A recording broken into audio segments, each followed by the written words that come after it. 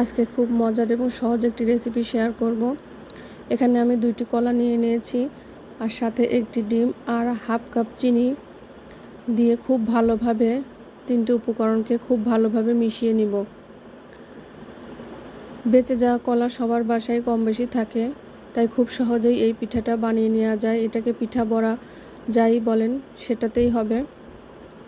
খেতে কিন্তু অনেক দারুণ হয়, সুস্বাদু হয়, ছোট বড় সবাই পছন্দ করবে।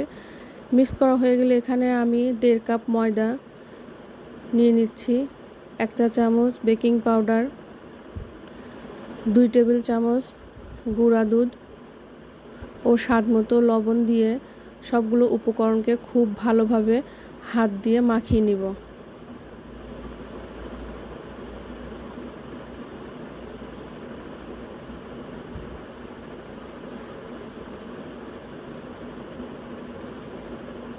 এখানে আমি সামান্য এলাচ গুঁড়ো দিয়ে দিচ্ছি যাতে ডিমের কাঁচা গন্ধটা না থাকে।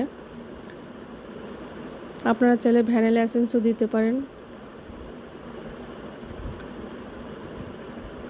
এখানে তেলটা আমি হালকা গরম করে নিয়েছি, সেই হালকা তেলে পিঠাগুলো দিয়ে দিব একটি গোল চামচের সাহায্যে।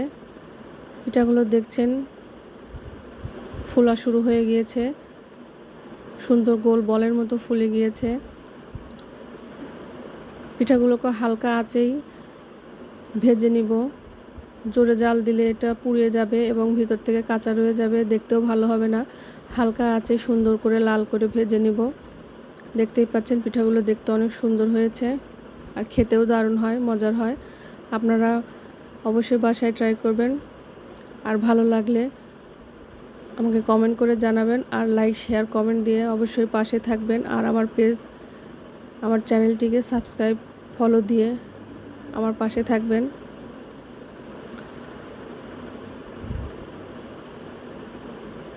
আজকের মতো এখানেই, সবাই ভালো থাকবেন। আল্লাহ হাফেজ।